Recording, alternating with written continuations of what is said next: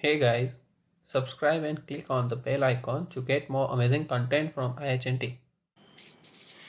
दादा दादी की कही हुई कहानियों में छिपी सीख से हमें बड़ी हेल्प होती है लाइफ में। नमस्कार, मैं हूँ जयश्री खत्री और आज के इस पॉडकास्ट में मैं आपके लिए लेके आई हूँ एक स्लीपिंग स्टोरी जो है पंचतंत्र से। कहानी है बगुला और केकड़े की। एक वन प्रदेश में एक बहुत बड़ा तालाब था। उस वन प्रदेश में नाना प्रकार के जीव रहते थे, लाइक बर्ड्स, फिशेस, टर्टल और केकड़े आदि वहाँ रहते थे। पास में ही एक बगुला रहता था जिसे हार्ड वर्क करना बिल्कुल अच्छा नहीं लगता था। उसकी आंखें भी कमज़ोर थी। मछलियाँ पकड़ने के लिए मेहनत तो करनी पड़ती है, जो उसे बहुत ही खलती थी। इसलिए आलस्य के मारे वह ऐसे ही भूखा रहता था। एक टांग पर खड़ा यही सोचता रहता कि क्या उपाय किया जाए कि बिना हाथ पैर हिलाए मुझे रोज भोजन मिले।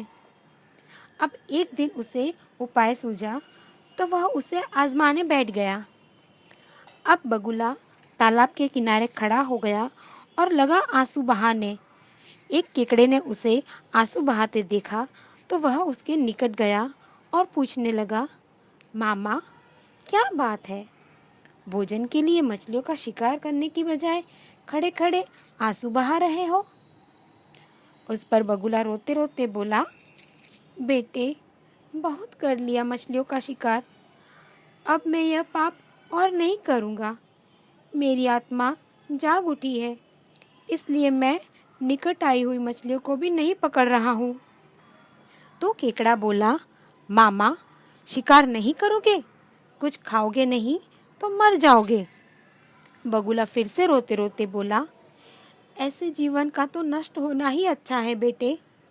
वैसे भी हम सबको जल्द ही मरना ही है। मुझे ज्ञात हुआ है कि बहुत जल्दी यहाँ 12 साल लंबा सूखा पड़ेगा और यह बात मुझे एक त्रिकालदर्शी महात्मा ने बताई है, जिसकी भविष्यवाणी कभी गलत नहीं होती।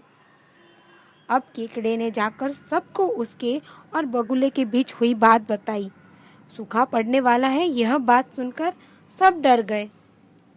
उस तालाब के सारे जीव बगुले के पास गए और बोले, भगत मामा, अब तुम ही हमें कोई उपाय बताओ।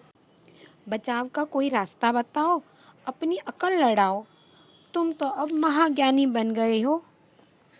बगुले ने कुछ सोचकर बताया कि यहाँ से कुछ कोस दूर एक जलाशय है, जिसमें पहाड़ी झरना बन के गिरता है और वो कभी नहीं सूखता है। अगर तालाब के सब जीव वहाँ चले तो बचाव हो सकता है। अब समस्या ये थी कि वहाँ तक जाया कैसे जाए। बगुले भगत ने यह रास्ता भी सुलझा दिया, ये कहकर कि मैं तुम्हें एक एक करके अपनी पीठ पर बिठा के बारी बारी वहाँ तक पहुँचाऊँगा, क्योंकि अब मेरा सारा शेष जीवन दूसरों की सेवा करने में ही गुजरेगा। अब बगुला भगत की योजना की सफलता प्रारंभ हुई। वह रोज एक जीव को अपनी पीठ पर बिठाकर ले जाता और कुछ दूर ले जाकर उसे चट्टान के पास जाकर जोर से पटक कर मार डालता और खा जाता। और कभी मूड हुआ तो भगत जी 2 फेरे भी लगाते थे और 2 जीवों को चट कर जाते थे। तालाब में जीवों की संख्या घटने लगी और चट्टान के पास मरे हुए जीवों की हड्डियों का ढेर बढ़ने लगा और भगत जी की सेहत भी बनने लगी। खा खा कर वह मोटा तगड़ा होने लग गया। उसे देखकर दूसरे जीव कहने लगे, देखो, दूसरों की सेवा का फल और पुण्य भगत जी के शरीर को लग रहा है। बगुला भगत मन ही मन खूब हंसता और सोचता कि देखो तो, दुनिया में कैसे कैसे मूर्ख जीव भरे पड़े हैं जो सबका विश्वास कर लेते हैं। ऐसे मूर्खों की दुनिया में थोड़ी चालाकी से काम किया जाए तो मज़े ही मज़े हैं। बिना हाथ पैर हिलाए खूब दावत उड़ाई जा सकती है। बैठे बिठाए पेट भरने का जुगाड़ तो हो गया। बहुत दिन यही क्रम चलता रहा। एक दिन केकड़े ने बगुले से कहा, मामा, तुमने इतने सारे जीव यहाँ से वहाँ पहुँचा दिए, लेकिन अभी तक मेरी बारी नहीं आई। भगत जी बोले, चलो बेटा, आज तेरा ही नंबर लगाते हैं। आजा, बैठ जा मेरी पीठ पे। केकड़ा खुश होकर बगुले की पीठ पर बैठ गया। जब वह चट्टान के निकट पहुंचा तो उसने देखा कि वहाँ हड्डियों का ढेर लगा था। हड्डियों का ढेर देखकर केकड़ा हैरान रह गया।